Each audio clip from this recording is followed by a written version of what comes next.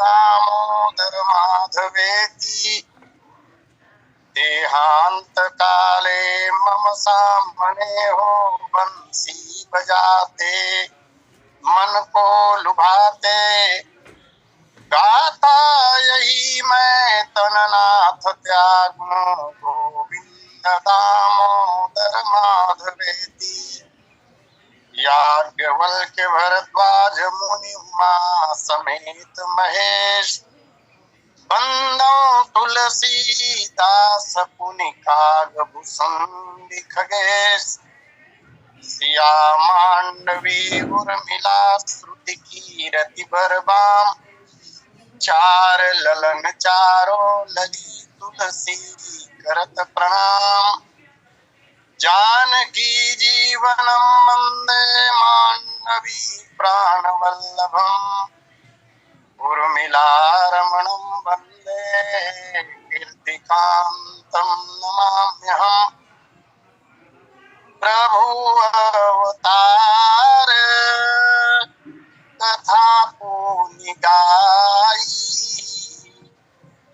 तब शिशु चरित कहे सी मन लाई तेहि अवसर जो जेहि विधि आवा दिन भूप जो जेहि मन भावा गजरथ तुरग है गोहीरा दीनेन्द्र पना ना विधि चीरा। बोलिए सियावर रामचंद्र की जय। परमाराध्य श्री सीतारामचंद्र जी महाराज, भूत भावन शंकर जी, अंजनी नंदन हनुमान जी महाराज, पूज्य गोस्वामी जी महाराज, श्री राम कथा सत्संग लिंग से जुड़े हुए समस्त समादरणीय महानुभावों, अर्चनीय वंदनीय पूजनीय माताओं तथा बहनों, इस पावन लिंक के संयोजक एवं संचालक आदरणीय पटेल जी, आज के प्रथम एवं तृतीय लिंक के पूज्य वक्तागण, आइए प्रभु की असीम अनुकंपा से जो समय प्राप्त हुआ है सदुपयोग करते हुए चलने का प्रयास करें। कथा के क्रम में कल हम लोगों ने देखा था भगवान श्री रामचंद्र जी महाराज के साथ उनके अन्य तीन भाइयों का भी जन्म महोत्सव श्री अयोध्या जी में मनाया जा रहा है। आज भगवान पूरे 7 दिन के हो गए, श्री रामचंद्र जी महाराज 7 दिन के हो गए और अन्य कुमार 6 दिन के हुए हैं। इस पंक्ति के साथ तेहि अवसर जो जेहि विधि आवा दिन भूप जो जेहि मन भावा। श्री रामचंद्र जी महाराज के जन्म के अवसर पर पूर्व ही दान महाराज के द्वारा लुटाए जा चुके हैं और अभी पुनश्च यही अवसर, उस अवसर पर जो जिस विधि से आया, जिस विधि से इस पर चर्चा हो चुकी है कल, देवताओं ने, किन्नरों ने, गंधर्वों ने और यहाँ तक वेद ने अपना स्वरूप बदला, मानव रूप धारण करके कोई गायक बनकर आए हैं, कोई नट बनकर आए हैं, विभिन्न रूपों में अपनी सेवा भगवान को समर्पित करने के लिए आए। तो जो जिस रूप में आया, जिस विधि से आया, दिन भूप जो जेहि मन भावा, उसे महाराज चक्रवर्ती जी ने उनके मन के अनुरूप बख्शीश अथवा न्यौछावर दिया। ये 3 अन्य जो कुमार हैं इनका नामकरण आगे होगा भरत, लक्ष्मण और शत्रुघ्न। इनकी छठी जो है वो मनाई गई है और इनकी छठी के उपलक्ष्य में ही चक्रवर्ती जी महाराज इस प्रकार का दान दे रहे हैं जो सबके मन के अनुकूल है। मन के अनुकूल वैसे दान देने में दानदाता की प्रधानता होती है। दानदाता अपने मर्जी के अनुसार, अपनी हैसियत के अनुसार किसी को दान देता है, लेकिन यहाँ प्रधानता दानदाता का नहीं है। दिन भूप जो जही मन भावा, पाने वालों की प्रधानता कही जा रही है। मन के मुताबिक जिसे जिस वस्तु की आवश्यकता थी, जितनी मात्रा में रही होगी उतनी मात्रा में उन्हें वस्तुएं प्राप्त हो गई, इतनी मात्रा में कि और पाना शेष ही न रह गया। तो देने वाले से अधिक ऊंचा स्थान या महत्व यहाँ पर पाने वाले का प्रदर्शित हो रहा है। और इसका कारण सूरदास जी महाराज कह रहे हैं सूर संगीत में, आज दशरथ के आंगन भी। वैसे श्री राम जन्मोत्सव जब से आरंभ हुआ है तब से भीड़ भाड़ का माहौल बना हुआ है। पुनश्च आज भी जब इन कुमारों की छठी हो गई तब आज दशरथ के आंगन भी आए भवभार तारण कारण। भीड़ का कारण क्या? बोले भूमि का भार उतारने के लिए ही आए भवभार उतारण कारण प्रगटे श्याम शरीर। आज दशरथ के आंगन भी फूले फिरत अयोध्यावासी। निवेदन किया जा चुका है पिछली कथा में, जैसा उत्सव राजमहल में है ऐसा ही उत्सव अयोध्या के प्रत्येक घरों में है। जितने आनंद में चक्रवर्ती जी महाराज हैं, रानियां हैं, बस इसी तरह आनंद में अयोध्या के लोग सराबोर हैं। फूले फिरत अयोध्यावासी और गणत न, क्या दे रहे हैं, कितनी मात्रा में दे रहे हैं, इसकी गणना नहीं है, गिन कर नहीं दे रहे हैं। फूले फिरत अयोध्यावासी गणत न त्यागत चीर। जब चीर कहा जाता है तो मैं निवेदन करूं एक बात, बिना सिले हुए कपड़े को चीर कहते हैं। कपड़ा वही है लेकिन सिलाई अगर हो गई तब उसका नाम, उसकी कोई संज्ञा हो जाती है, कमीज कुर्ता आदि आदि जो भी। लेकिन जो सिला हुआ नहीं होता है उसे ही चीर कहते हैं। जैसे साड़ी, जैसे धोती, इसको चीर कहा जाता है। परिरंभन हसिदेत परस्पर आनंद नयनन नीर। इतनी मात्रा में लोगों ने दान दिया। सूरदास जी महाराज कहते हैं आनंद के मारे नेत्रों से अश्रु की धारा प्रवाहित होने लगी। त्रिदश नृपत ऋषि व्योम विमानन देखत रहे नधीर।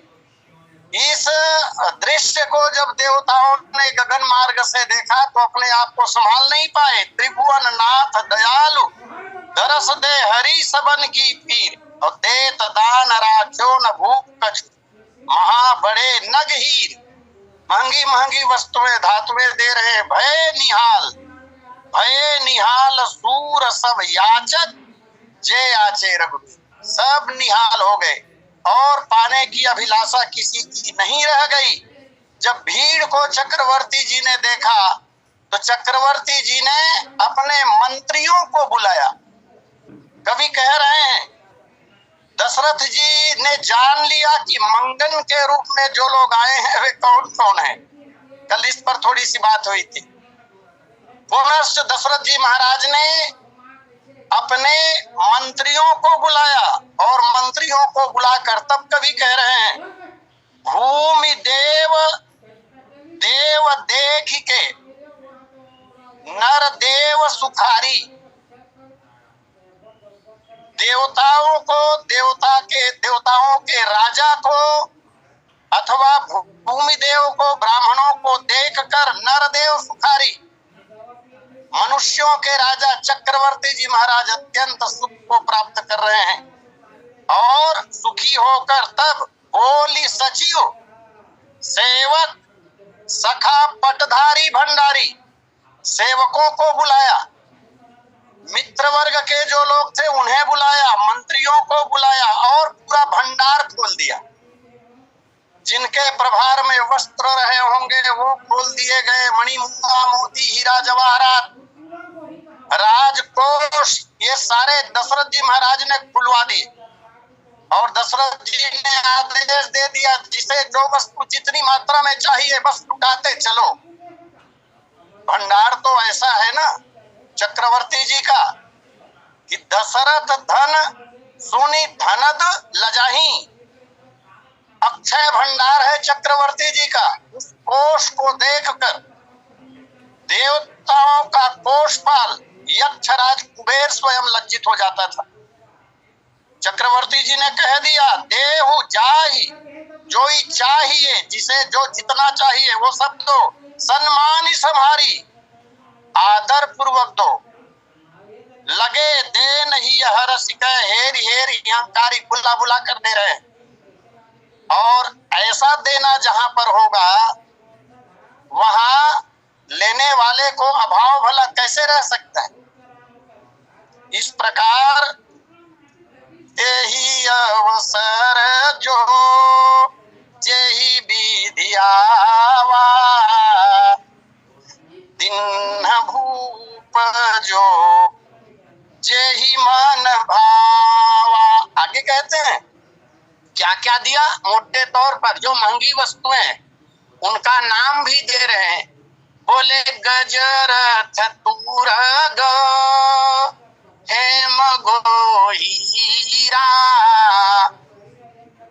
दीनेन्द्रिप नाना विधि चीरा। गज दिया, हाथी दिए, रथ भी दिए, तुरग भी दिए, घोड़े दिए, हेम अर्थात सोना दिया, गौ का दान हो रहा है, हीरे दिए। साहित्य की दृष्टि से यदि देखा जाए यहाँ पर इस पंक्ति में तो गज और तुरग के मध्य में रथ शब्द है। गज रथ तुरग। अब प्रत्यक्ष होता है नहीं होता है हमें नहीं ज्ञात है। घोड़े जोते जाने वाले रथ तो पढ़े, लेकिन हाथी का रथ होता होगा व्यवहार जगत में ये ज्ञात नहीं है, लेकिन साहित्य में तो होता है। मानस मनीषियों ने इसका भाव निकाला और कहते हैं कि गज और तुरग के बीच में, हाथी और घोड़े के बीच में रथ शब्द रखने का अभिप्राय ये है कि पृथक रूप से हाथी भी दिए, घोड़े भी दिए और रथ भी दिए। तो हाथी वाला रथ तो हमने नहीं पढ़ा सुना। अब कुछ बातें ऐसी भी हैं जो प्रत्यक्ष व्यवहार में नहीं होती लेकिन साहित्य में होते हैं। साहित्य का अपना एक अलग आनंद है। मैं निवेदन करूं दो शब्दों पर जो व्यवहार जगत में नहीं होते, सृष्टि में नहीं पाए जाते, लेकिन साहित्य में पाए जाते हैं वो शब्द, यद्यपि उनकी पृथक रूप से स्वतंत्र रूप से कोई सत्ता नहीं है। जैसे एक शब्द आता है आनंद कुसुम, एक शब्द आता है आकाश कुसुम, क्षमा चाहूंगा आकाश कुसुम, आकाश का फूल। अब आकाश जो है वो शून्य होता है, खाली जगह है, वहां कुछ होता नहीं। तो जब वहां पौधा नहीं होगा तो फूल कैसे लगेंगे। आकाश कुसुम नाम की प्रत्यक्ष कोई वस्तु होती नहीं है, लेकिन साहित्य में आकाश कुसुम शब्द है। इसी तरह एक शब्द है बंध्या पुत्र, बंध्या का पुत्र। यदि बंध्या है कोई तो उसका पुत्र कैसे होगा, और यदि किसी का पुत्र है तो उसे बंध्या कैसे कहा जाएगा। लेकिन बंध्या पुत्र साहित्य में शब्द आता है। इन अर्थों में बीच में यह शब्द देकर मानस मनीषी कहते हैं कि ये संकेत किया कि पृथक रूप से हाथी भी दिए, घोड़े भी दिए, रथ भी दिए, हेम को हीरा, हेम और हीरा के बीच में गो शब्द दिया। इसी तरह से क्या लेखनी है गोस्वामी जी महाराज, सोना और हीरा के बीच में गो दिया। यहाँ गो का तात्पर्य धेनु से है, गाय से है। गौएं दान में दी। भगवान श्री रामचंद्र जी के जन्मोत्सव की कथा में मैंने निवेदन किया था कि चक्रवर्ती जी ने राम जन्मोत्सव के अवसर पर 4 लाख गायें दान में दी थी। जैसा कि आज दान में देखा जाता है, ऐसा दान नहीं था। हेम गो हीरा, गाय के सींग मढ़े हुए थे, खुर मढ़े हुए थे। यहाँ कहा जा रहा है बीच में गो शब्द देकर संकेत किया, मानो ये गायें स्वर्ण से और हीरे से अलंकृत हैं और गौदान का विधान इसी तरह है। ऐसा चक्रवर्ती जी ने दान दिया। दीन है नृप नाना विधि चीरा, विभिन्न प्रकार के वस्त्र, सूती भी, रेशमी भी, ऊनी भी, ये तरह तरह के वस्त्र कुमारों के जन्म उत्सव पर लुटाया जा रहा है। मन संतोषे सबनी के, जहाँ तहाँ देहि असीस, सकल तनय चिरजीव हूँ, तुलसीदास के ईस। जितने भी लोगों ने उस समय वस्तुएं प्राप्त की दान में, सब संतुष्ट हो गए। मन संतोषे सबनी के। यहाँ मैं एक बात निवेदन करना चाहूं, जिसके मन में पहले से ही संतोष का भाव रहेगा वही कुछ पाकर संतुष्ट हो सकता है। असंतोषी व्यक्ति को यदि सारे भूमंडल का राज्य दे दिया जाए तब भी वह संतुष्ट नहीं हो सकता। इसलिए कहा जाता है घर भले भर जाएगा लेकिन मन नहीं भरता। किसी कवि ने बहुत सुंदर कहा, बोले जो 10 20 50 भय 100 होई 1000 तू लाख मंगेगी। किसी के पास 10 हो गया तो उसे 20 बनाने का चक्कर, 20 हो गया तो 50 बनाने का चक्कर, 50 से 100 और 100 से 1000 बनाने का चक्कर। जो 10 20 50 भय 100 होई 1000 तू लाख मंगेगी। कोटि अरब खरब असंख्य पृथ्वीपति हो न की चाह जगेगी। और चलिए माना पृथ्वीपति बना भी दिया गया उसको, तो पृथ्वीपति बन जाने के बाद भी संतोष नहीं होगा। और तब कहते हैं स्वर्ग पताल में राज करो। स्वर्गाधिप बनना चाहेगा, स्वर्ग का राजा बनना चाहेगा, इंद्र को हटाकर स्वयं इंद्र बनना चाहेगा। और यदि इंद्र बना भी दिया जाए तब भी संतोष नहीं होगा उसे, वो ब्रह्मा के पद को प्राप्त करने की कामना करेगा।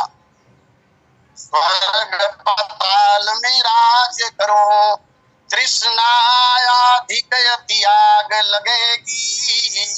सुंदर एक संतोष बिना, 60 तेरी तो भूख कभी ना भगेगी। यह है तृष्णा। तो तृष्णा को पार पाने का एक ही उपाय है और वो है संतोष। इसलिए शास्त्र कहते हैं संतोषम परमम सुखम। यहाँ सब लोग संतुष्ट हैं। मन संतोषे सबन के, मन से सब लोग संतुष्ट हैं। और ये मन ही तो अभी अभी हम लोग बहुत अच्छी कथा सुन रहे थे। मन एव मनुष्यानाम कारणम बंध मोक्षयोः। बंधन और मोक्ष का कारण केवल और केवल मन ही है। और मन का अपना एक स्वभाव है, सबका जन्मजात स्वभाव होता है। जैसे जल का स्वभाव है निम्न धरातल की ओर बहना, इसी तरह मन का भी स्वभाव है पतन की ओर ले जाना। तो जिस प्रकार नीचे की ओर बहने वाले जल को जब ऊपर बढ़ाना होता है, ऊपर की ओर ले जाने की आवश्यकता पड़ती है, तब यंत्रों की सहायता से ले जाते हैं। व्यवहारिक जीवन में हम आप देखते हैं छत के ऊपर पानी की टंकी है, तो यंत्र की सहायता से नीचे बहने वाले जल को ऊपर की ओर ले जाते हैं। ठीक इसी तरह पतन की ओर ले जाने वाले मन को ऊपर उठाने के लिए उस दिशा से मोड़कर दूसरे दिशा की ओर, उन्नति की ओर ले जाने के लिए मंत्रों का प्रयोग किया जाता है। मंत्रों का प्रयोग, और एक से बढ़कर एक इतने सुंदर सुंदर मंत्र हैं हमारे यहाँ, इतने अच्छे अच्छे मंत्र हैं हमारे यहाँ कि क्या कहा जाए। यदि मन पतन की ओर जा रहा हो, मान लीजिए वासना की ओर मन जा रहा हो, और तत्काल अगर उस पर रोक लगानी हो, तो एक बहुत छोटा सा मंत्र है, और 2-4 बार उस मंत्र का जाप कर लिया जाए, तत्काल मन जो वासना की ओर गतिमान रहता है उसमें रोक लग जाती है। ओम दुर्गा देव्याय नमः, इस तरह के मंत्र हैं हमारे यहाँ बहुत से। अब मंत्र का तात्पर्य विचार से भी है, मन जिधर भाग रहा हो उधर से मोड़कर शुभ विचारों की ओर ले जाए। अकेले यदि हैं तो अकेले ना रहें, 2-4 लोगों के बीच चले जाएं, एक गिलास ठंडा पानी पी लें, तो मन को पतन की ओर जाने से रोका जा सकता है। सबका कारण मन ही है। आइए मन संतोषे सब बन के जहता देहि असीस। उस समाज में, उस सभा में, अवध में उस समय जितने लोग रहे होंगे वो सब के सब जहता देहि असीस, जहां देखो वही आशीर्वाद दे रहे हैं। आशीर्वाद, आजकल आशीर्वाद देना आसान बात हो गया है, लगे अथवा न लगे। और आशीर्वाद भी तो लगेगा तब जब मोबाइल का जमाना है। अभी बैलेंस यदि नहीं है तो बात नहीं हो पाएगी। संपर्क करने के लिए बैलेंस की आवश्यकता है। इसी तरह आशीर्वाद फलीभूत तो तब होगा जब सत्कर्मों का बैलेंस जीवन में होगा।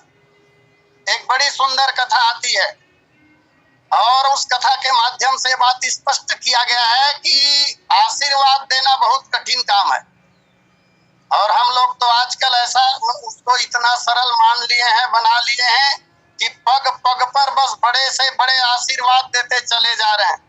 इच्छा भी ऐसी रहती है कि लोग प्रणाम करें, अधिक से अधिक लोग मुझे प्रणाम करें तो मैं आशीर्वाद दूं, जबकि शास्त्र कहते हैं आशीर्वाद ज्यादा से ज्यादा लेना चाहिए, प्रणाम अधिक से अधिक करना चाहिए, और प्रणाम कम से कम करवाना चाहिए।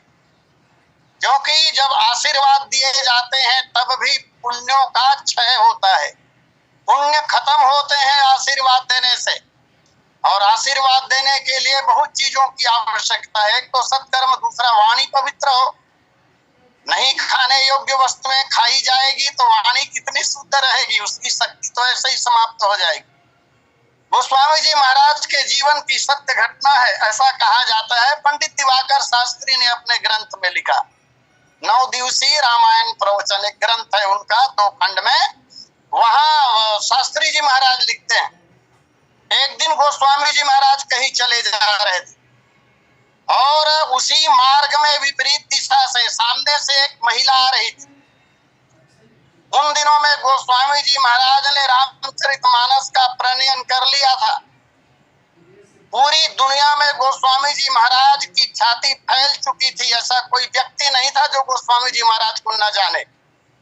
दूर से उस युवती ने गोस्वामी जी महाराज को देखा, समझ गई लगता है ये गोस्वामी जी महाराज हैं। दोनों के कदम विपरीत दिशा में बढ़े, निकट आ गए और पक्का हो गया कि गोस्वामी जी महाराज ही हैं। तब उस देवी ने, उस महिला ने गोस्वामी जी महाराज के श्री चरणों में प्रणाम निवेदन किया। तुलसी आवत देखी के सती नमाई माथ, चूड़ी अमर रहे, दीनो आशीर्वाद। उस देवी ने गोस्वामी जी महाराज को प्रणाम किया। गोस्वामी जी महाराज ने सुंदर वह आशीर्वाद जो सुहागिन महिलाओं के लिए श्रेष्ठ आशीर्वाद है वही दिया। सावित्री संपति व्रता हो ही अचल यही बात, जियहु सुयस जग में बढ़े, सुख सुषमा सरसात। अचल हो ही यही बात तुम्हारा, जब लगी गंग जमुन जलधारा। हे देवी, तुम्हारे हाथों की चूड़ियां और मांग का सिंदूर अचल हो जाए। जैसे ही गोस्वामी जी महाराज ने आशीर्वाद दिया, वह महिला फूट फूट कर रोने लगी। गोस्वामी जी महाराज को बड़ा आश्चर्य हुआ। गोस्वामी जी ने पूछा, हे देवी, मैंने तुम्हें जो आशीर्वाद दिया वो अच्छा नहीं लगा क्या?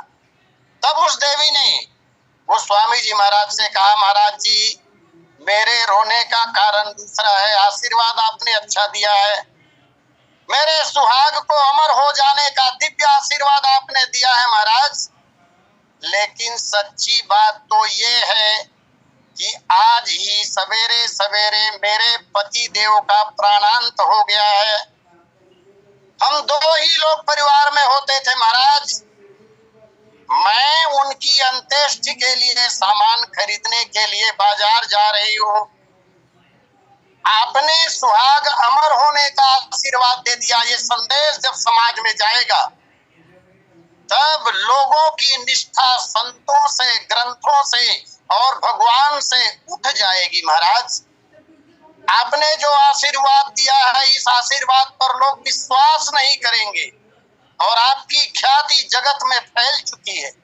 आपने श्रीमद् रामचरितमानस की रचना की है महाराज, दिव्य ग्रंथ है ये। इसलिए मुझे चिंता हो रही है कि लोगों की उंगली उठेगी आपके आशीर्वाद के ऊपर, आपके ऊपर। अब तो गोस्वामी जी महाराज को थोड़ी सी परेशानी हुई। गोस्वामी जी महाराज ने कहा कि ठीक है देवी, मुझे एक बात बता दो, शव यात्रा किस मार्ग से जाएगी?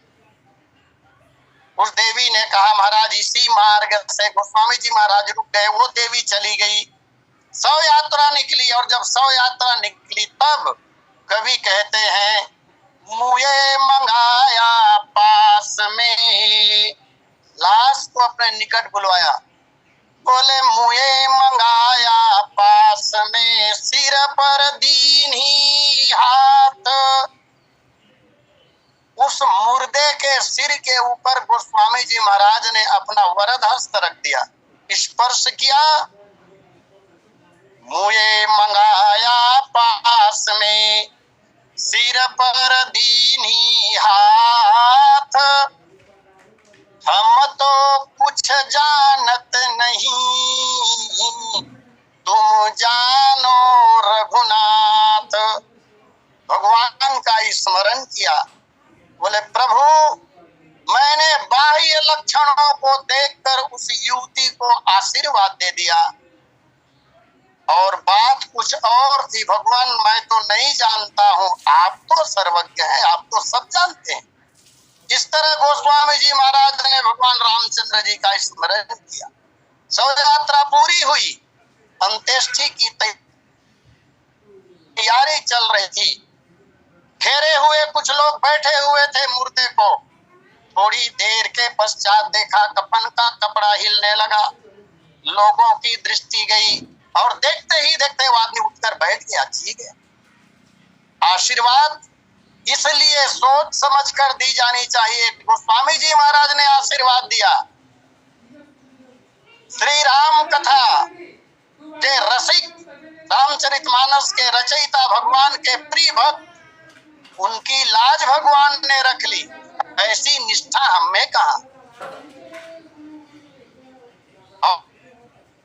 और हम लोग तो दिए जा 99 साल का आदमी प्रणाम किया, और प्रणाम जब किया तो आशीर्वाद देने वाले ने कहा चिरंजीवी भव। यार 6 महीना उम्र नहीं बची है, चिरंजीवी भव कह रहे, आदि आदि, इसलिए आशीर्वाद। मेरा निवेदन सोच समझ कर ही दिया जाना चाहिए, मन संतोष से सबनी के, जहाँ तह देहि आशीष।